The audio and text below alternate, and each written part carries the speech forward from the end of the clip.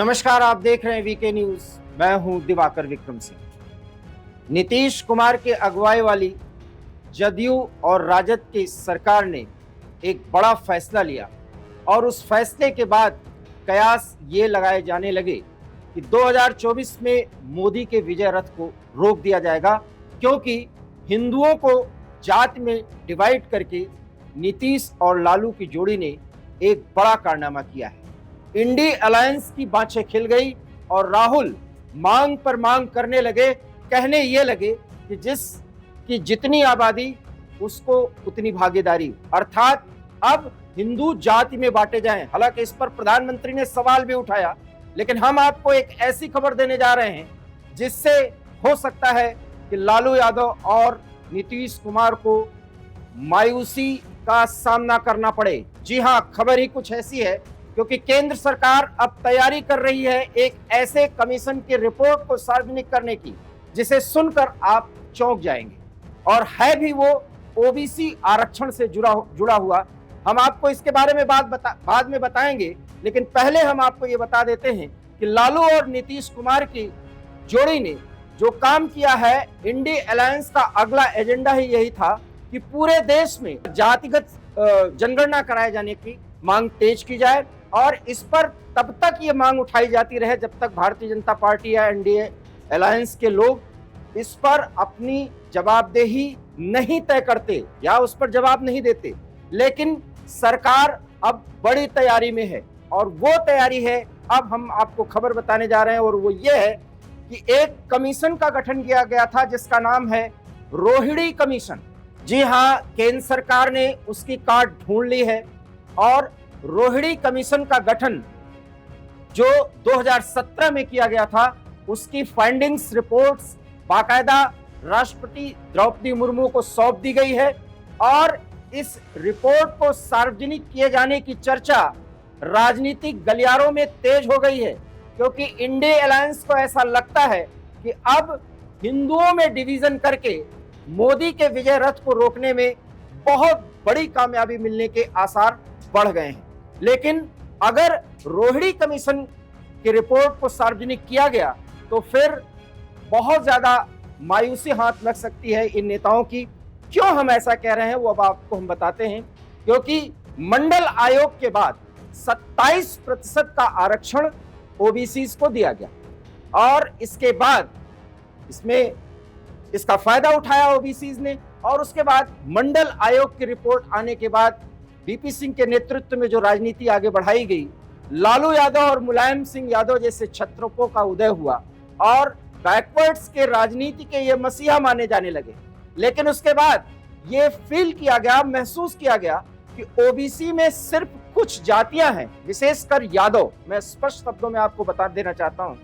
उनकी संख्या के हिसाब से विकास के इस रास्ते में जो फायदा मिला, उनको ज्यादा सहूलियत मिली।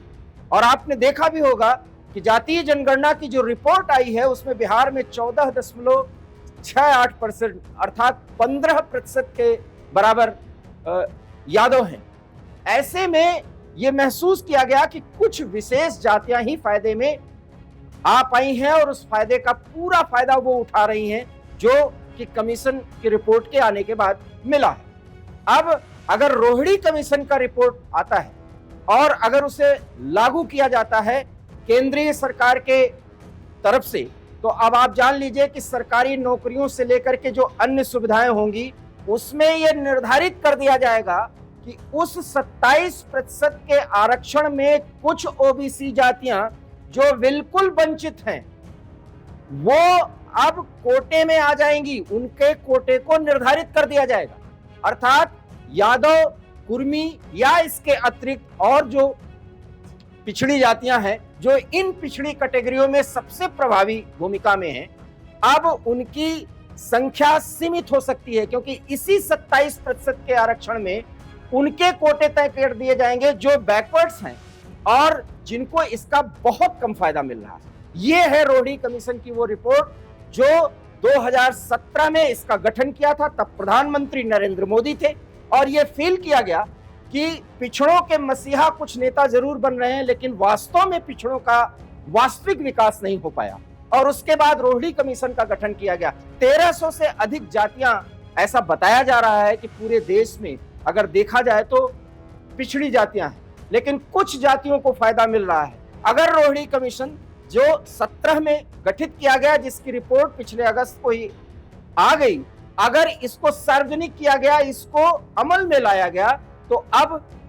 बहुत मुश्किलें बढ़ने वाली हैं, खास करके उन अगड़ी जातियों का जो पिछड़े वर्ग में हैं, उनको विशेष रूप से, विशेष करके लालू प्रसाद यादव जिस कम्युनिटी से बिलोंग करते हैं, या मुलायम सिंह यादव या अखिलेश यादव जिस कम्युनिटी से हैं, मैं बहुत स्पष्ट शब्दों में कहना चाहता हूं। और रोहिणी आयोग की रिपोर्ट